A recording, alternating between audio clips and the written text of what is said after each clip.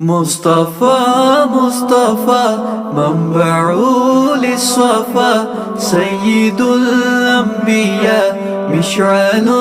في الوفا كان في عطفه لليتامى دفا مصطفى مصطفى منبع للصفا سيد الأنبياء مشعل في الوفا كان في عطفه لليتامى دفا حن قلبي له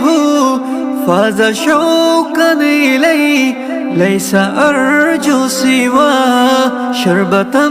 من يديه الصلاة عليه والسلام عليه للسماء